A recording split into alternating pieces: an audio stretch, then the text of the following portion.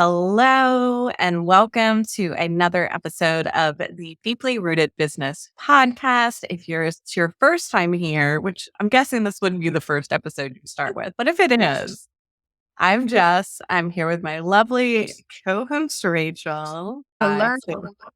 And today, I can't believe time flies when you're having fun. We're already to the end of the second month of the new year and the second season of the Deeply Rooted Business Podcast.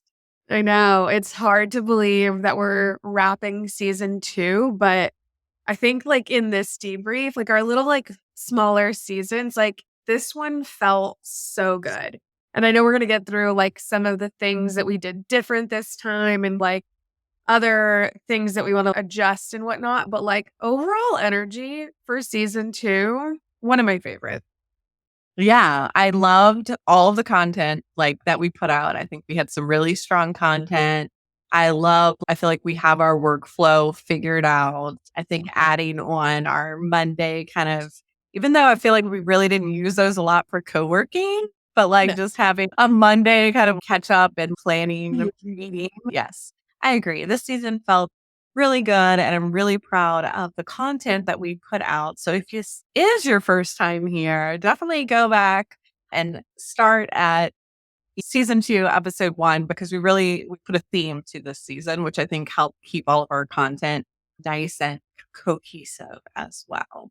Yeah. What was your favorite episode this season? Oh, I don't know. I really liked the systems one because I'm just systems. But even the first ones when we got into the energetics of winter and leaning into that.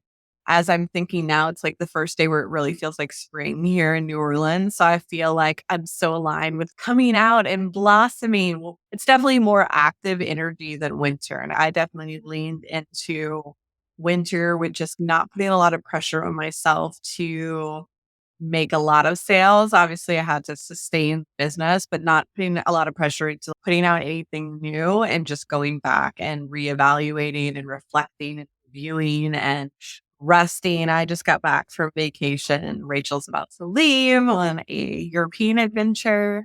So that's why reasons why but I really loved that episode and I loved our themes. If you are new, our theme this season was winter. Our theme when we start back up in April will be spring. I think we're going to do spring and summer because we want to take a longer, more extended break in summer. So be spring and summer. Excited. Yeah. So let's get into it. Why don't you frame up how we're going to go through, because that was really your idea, how we're going to go through this episode. Yeah. So Jess and I come from a very corporate background. So that's structured. I always called them postmortems, but I think people call them years, end of quarters, whatever that looks like. But really debriefing on how it went. And one of the practices that we do or that I did and participated in was called the start, stop, continue. It's something that I include in all my clients recap docs because I think it's so powerful to look at it in just these separate sections of what can we adjust, what didn't work, what really is a new opportunity for us to take with. So we're going to start with start. We're going to start with start. And should we do let's do stop first. Okay, we're actually not going to stop anything, but we do have an item on our wish list that we wish publishing and promoting a podcast is a lot of work outside of just getting on here and recording. So there's a lot of behind the scenes work. I think I do about 2 or 3 hours of work a week on podcast publishing. Rachel does about 2 to 3 hours a week on podcast promoting. So one of the things on our wish list item going forward is to begin to outsource some of that. I think maybe before that is even trying to monetize some of the podcast at least. So we're not just doing this as a hobby or being able to tie some of our revenue, even if we're bringing them in our separate business, not in a group together, to the podcast so we can justify the investment that would be paying someone to outsource, which I'm is that really I've been thinking about this question and this might bring us all down the wrong tangent hole, but I know the tasks that I am not doing are not equal to the hourly rate I charge. So it's that I really wait to monetize it to outsource that, or should I just start and outsource this to a $20, $25 yay for this. I don't know. Yeah, I've thought about that a lot too. In my business. Yeah, It's yeah. like, That hourly rate is such a real conversation. And if you think about just the way of taking human design, like I'm a manifester, like the tiny details of making the caption, figuring out the hashtags and posting isn't necessarily in my zone of genius. I can do it, but is it worth my time? Probably not. So I think it's one of those things where stop doing it for free, which is what we're currently doing, and start figuring out a way to monetize it and give it off to somebody else because that's outsource what you don't like. yeah. So anyway, so we're definitely going to stop doing that. And that's the only really stop thing that we had, which I Yeah. think that's Yeah. So what are we continuing on? so we're going to continue. Like I said, we mentioned before we started doing this season co-working meetings on Monday. More of just, I think it's more of just accountability. My goal going into that co-working meeting is to have the podcast published for the week at least so that I can hand off at that time to Rachel, but starting all the promotional tasks for that week. So I think just adding like a layer of accountability and clarity and responsibilities and expectations Mhm. always help. So I found those to be very helpful. And I also just like to, it's fun checking in with Rachel. Now we get to talk at the beginning of the week. And then we're like, by Friday, we're like, how'd it go? Yeah, exactly. No, I love those meetings. I think they're co-planning meetings on top of like co-working because a lot of times we are like, do we have the outline ready for this week? Do we have this ready? And like really making sure that we're prepared for future recordings. And so those are definitely staying on the calendar. I definitely loved those. And that kind of brings us to the next continue one is outlining all of the episodes before the season starts. And I think what we had done previously, like season one, we had, oh, this is a topic. We liked it. Let's run with it. Season two, we were so intentional in how we structured the entirety of the season and what episode and like how they built off each other and really making sure that they it was like a cohesive journey that if you listen to them all, you get this kind of experience through it. And while maybe we didn't like bring the outline to 100%, which we used our co-working calls to bring them to that final space. We really established this framework and structure so that we didn't have to use a lot of our brain power during the week to figure that out. So definitely taking that into season 3 because I'm so excited to like the things that we're going to create in that point.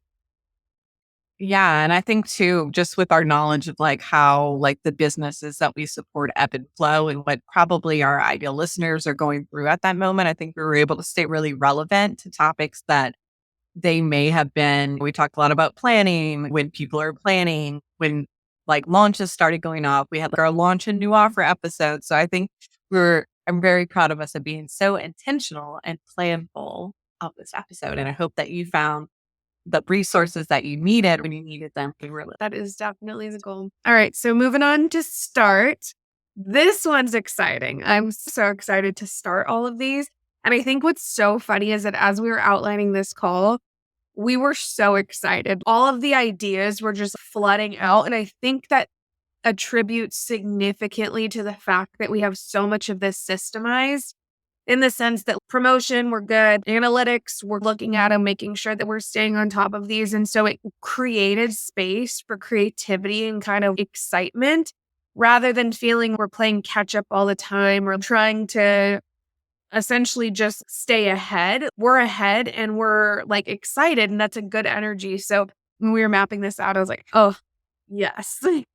Yeah, that kind of just brought up another continue for me. I think we've given ourselves so much like space and grace with this. One, just choosing to do episodes, even though one of my concerns are like, are we going to lose momentum? But it's like that space and not having to put the pressure on us to publish a new episode 52 weeks out of making space for that, like that creativity and that growth. And also ourselves lots of space and like put our business and life values like at the forefront of everything that we're doing with this. So that's why we're taking a break because, Rachel's going to be off enjoying her vacation, I am going to be hopefully filming some YouTube and getting some new Notion templates out while she's gone when I have this extra time. But yeah, super excited about all those things. Anyway, so back to start. So one of the things that we have been noticing just with our analytics in particular is writing a podcast from scratch is a lot of hard work. And especially I was talking to one of my clients who is a podcaster, just had a podcast for 6 or 7 years. But she has guests on her. And I think while I love just chit chatting with Rachel all the time, and I'm sure you guys love to hear us, outside of our audience, it's hard to expand. So we're going to be leaning into one of those visibility strategies that we talked about in our visibility episode. Go back and listen to that, which is audience borrowing by inviting some guest experts onto our podcast outside of the seasons and doing one-off interviews with them. Not only will that be valuable for you because they'll be able to give some deeper insights on topics that Rachel and I might not have as much expertise about, like we touched on human design. I think one of our people on our wish list is human design. So it'll be very beneficial for you guys as the audience, but also beneficial as we'll hopefully get exposed to new listeners through their audiences as well. Yeah. And then another start is something that I think is impactful, which is the switching how we are promoting per platform. So TikTok, we have this systemized thing. We're slowly breaking out of certain view count jails. And so we were at 300 view count jail. Now we're stuck at 800 count jail.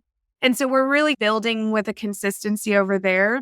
What we've learned on Instagram is that when we repurpose that same exact content, for the sake of just simplicity, it really even using the tools of collaborators and tagging and using the story shares and trending audios and stuff like that. Instagram is not giving us anything. They're like, oh, you want 10 views? Sure, we'll give you 10 views. And so really changing up the way that we're approaching a various platform, just because we're at this point where systemized TikTok good, we'll figure out how to expand on that. But really growing on Instagram is one of those, it's going to take a little bit of work. And right now the algorithm isn't liking what we're doing. So we do need to adjust. So we're going to start changing up the way that we deliver content with some carousels, additional kind of story posts and things like that. So you can consume the content in a different way so that it's not just a video that's being silenced by the algorithm just because it's long. It doesn't have someone dancing on it. Or trending audio. Yeah. So then another way is we want to figure out more fun ways to engage with the listeners and encourage participation. I was actually on Spotify's app the other day because I was searching for some analytics and I noticed that now you can post polls and ask questions specific to each episode.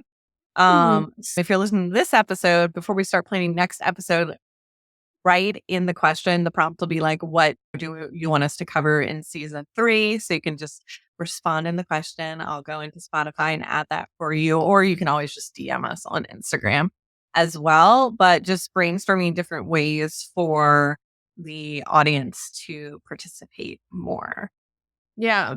And then next, we really do want to be more social on or more active on our social accounts.